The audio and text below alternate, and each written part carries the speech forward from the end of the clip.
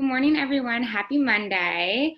So if you're ready for our read aloud, I'm going to remind you a little bit about where we left off last week. So last week in the last chapter we read, the BFG showed Sophie all of the giants outside and basically explained to her that they eat multiple people on a daily basis. And so she wanted to get out of there right away and go back inside. And I know that in the back of her mind, she's probably really worried about the fact that the BFG said that she wasn't going to be able to go back home. So hopefully they come to a compromise about that. But the next chapter we're reading is The Marvelous Ears. Back in the cave, the big friendly giant sat Sophie down once again on the enormous table. Is you quite snugly there in your nightie? He asked. You isn't frigid cold. I'm fine, Sophie said. I cannot help thinking, said the BFG, about your poor mother and father. By now they must be dripping and scumping all over the house, shouting, hello, hello, where has Sophie gone? I don't have a mother and father, Sophie said. They both died when I was a baby. Oh, you poor little scrumplet, cried the BFG. Is you not missing them very badly? Not really, Sophie said, because I never knew them. You's making me sad, the BFG said, rubbing his eyes. Don't be sad, Sophie said. No one is going to be worrying too much about me. The place you took me from was the village orphanage. We are all orphans in there. You was an orphan? Yes. How many is there? 10 of us, Sophie said, all little girls. Was you happy there? The BFG asked. I hated it, Sophie said. The woman who ran it was called Mrs. Clonkers, and if she caught you breaking any of the rules, like getting out of bed at night or not folding up your clothes, you got punished. How was you getting punished? She locked us in the dark cellar for a day and a night without anything to eat or drink. That rotten old roach spark, cried the BFG. It was horrid, Sophie said. We used to dread it. There were rats down there, and we could hear them creeping about. The filthy old fizzwiggler, shouted the BFG. That is the horridest thing I ever heard in years. He was making me sadder than ever. All at once, a huge tear that would have filled a bucket rolled down one of the BFG's cheeks and fell with a splash on the floor and made quite a puddle. Sophie watched with astonishment. What a strange and moody creature this is, she thought. One moment he's telling me my head is full of squashed flies, and the next moment his heart is melting for me because Mrs. Clonkers locks us in the cellar. The thing that worries me, Sophie said, is having to stay in this dreadful place for the rest of my life. The orphanage is pretty awful, but I wouldn't have been there forever, would I? All is my fault, the BFG said. I is the one who kid-snatched you. Yet another enormous tear welled up from his eye and splashed into the floor. Now I come to think of it, I won't actually be here all that long, Sophie said. I's afraid you will, said the BFG. No, I won't, Sophie said. Those brutes out there are bound to catch me sooner or later and have me for tea. I's never letting that happen, the BFG said. For a few moments, the cave was silent. Then Sophie said, May I ask you a question? The BFG wiped the tears from his eyes in the back of his hand and gave Sophie a long, thoughtful stare. Shoot away, he said. Would you please tell me what you were doing in our village last night? Why were you poking that long trumpet thing through the Gucci children's bedroom and then blowing through it? Uh-huh, cried the BFG, sitting up suddenly in his chair. Now we getting noisier than a Parker. And the suitcase you were carrying, Sophie said? What on earth was that all about? The BFG stared suspiciously at the small girl sitting cross-legged on the table. You was asking me to tell you wopsy big secrets, he said. Secrets that nobody is ever hearing before. I won't tell a soul, Sophie said. I swear it. How could I anyway? I'm stuck here for the rest of my life. You couldn't be telling the other giants. No, I couldn't, Sophie said. You told me they would eat me the moment they saw me. And so they would, said the BFG. You as a human being, and human beings is like straw bunkles and cream to those giants. They're going to eat me the moment they see me. Then I wouldn't have time to tell them anything, would I? Sophie said. You wouldn't, said the BFG. Then why did you say I might? Because I was brimful of buzzburgers, the BFG said. If you listen to everything I'm saying, you will be getting an earache. Please tell me what you were doing in our village, Sophie said. I promise you can trust me. Would you teach me how to make an elephant? The BFG asked. What do you mean, Sophie said. I would dearly love to have an elephant to ride on, the BFG said dreamily. I would so much love to have a jumbly green elephant and go riding through forests, picking picking peachy fruits off the trees all day long. This is a sizzling hot muck-frumping country we is living in. Nothing grows it in except snodcumbers. I'd love to go somewhere else and pick peachy fruits in the early morning from the back of an elephant. Sophie was quite moved by this curious statement. Perhaps one day we will get you an elephant, she said, and peachy fruits as well. Now tell me what you are doing in our village. He was really wanting to know what I am doing in your village, the BFG said. I is blowing a dream into the bedroom of those children. Blowing a dream? Sophie asked, what do you mean? I is a dream-blowing giant, the BFG said. When all the other giants is galloping off every what way and what to swallow up human beings, I is scuttling away to other places to blow dreams into the bedrooms of sleeping children. Nice dreams, lovely golden dreams, dreams that is giving the dreamers a happy time. Now hang on a minute, Sophie said. Where do you get these dreams? I collect them, the BFG said, waving an arm towards all the rows and rows of bottles on the shelves. I has billions of them. You can't collect a dream, Sophie said. A dream isn't something you can catch hold of.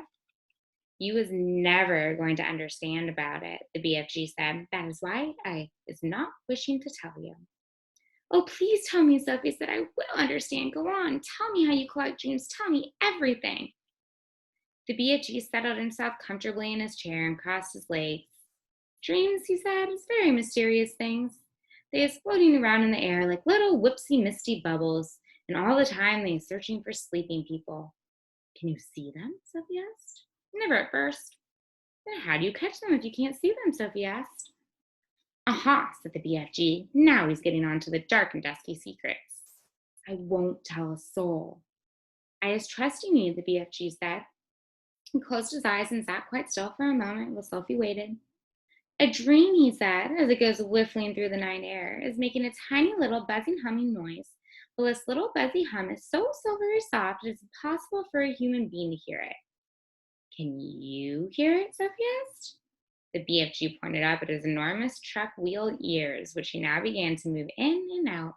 He performed this exercise proudly, with a little proud smile on his face. Is you seeing these yet? How could I miss them? Sophie said. They maybe is looking a bit preposterous to you, the BFG said, but you must believe me when I say they is very extra usual ears indeed. They is not to be coughed at. You see the ears? I'm quite sure they're not, Sophie said. They is allowing me to hear absolutely every single twiddly little thing. You mean you can hear things I can't? Sophie said. You was deaf as a dumpling compared with me, cried the BFG. You was hearing only thumping loud noises with those little earwigs of yours, but I'm hearing all the secret whisperings of the world. Such as what? Sophie asked. In your country, he said, I is hearing the footsteps of a ladybird as she goes walking across the leaf. Honestly, Sophie said, beginning to be impressed.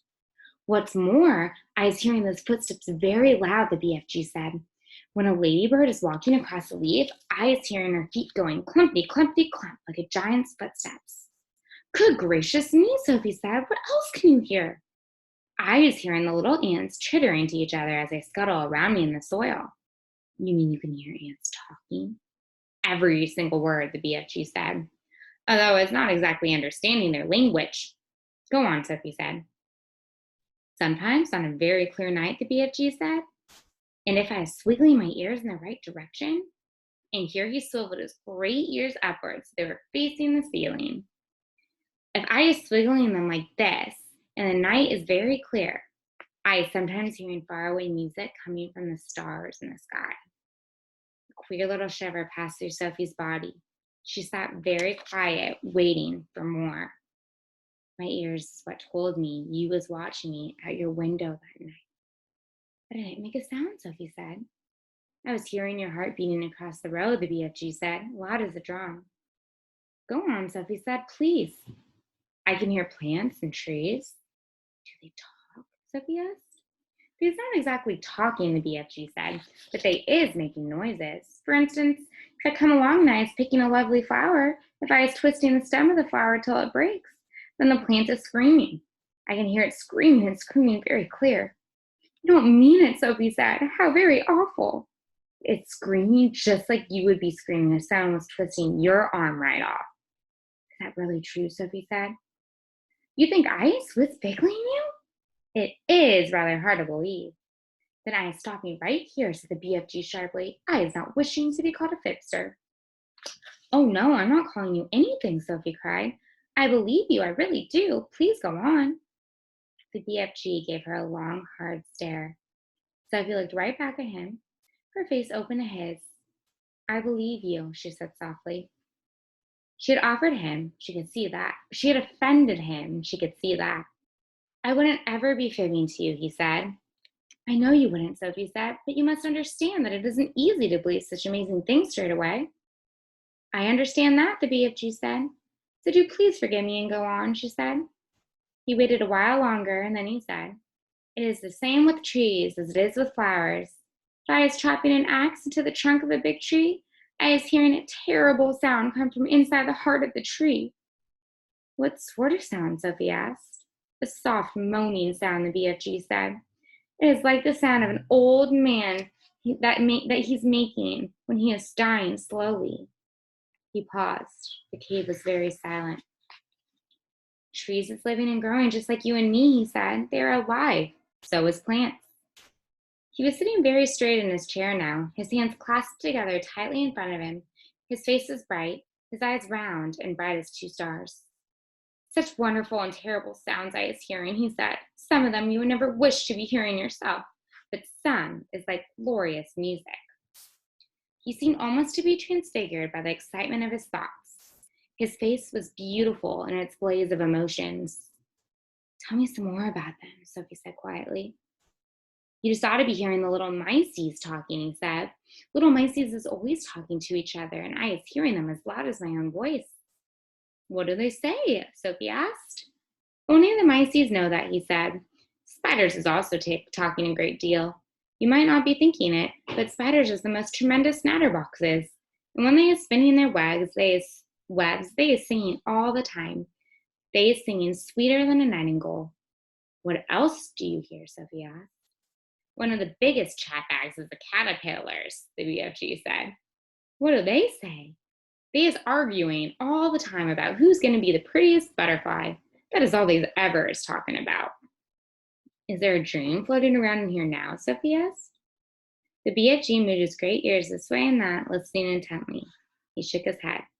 There's no dream in here, he said, except in the bottles. I is a special place to go for catching dreams. He is not coming to Giant Country. How do you catch them? The same way he was catching butterflies, the BFG answered, with a net. He stood and crossed over to the corner of the cave where a pole was leaning against the wall. The pole was about 30 feet long, and there was a net at the end of it. Here is the dream catcher, he said, grasping the pole in one hand. Every morning I was going out and snitching new dreams to put in my bottles. Suddenly he seemed to lose interest in the conversation. I was getting hungry, he said. It's time for eats. So that is the end of the next chapter, and tomorrow we will hear about the chapter named Snozzcumbers. I'm intrigued to hear about this chapter because he already said that he does not like Snozzcumbers very much. So we'll get a little sneak peek into the things he does eat since he doesn't eat humans, okay? So have a great day, and I will see you at 10 o'clock this morning. Bye, everyone.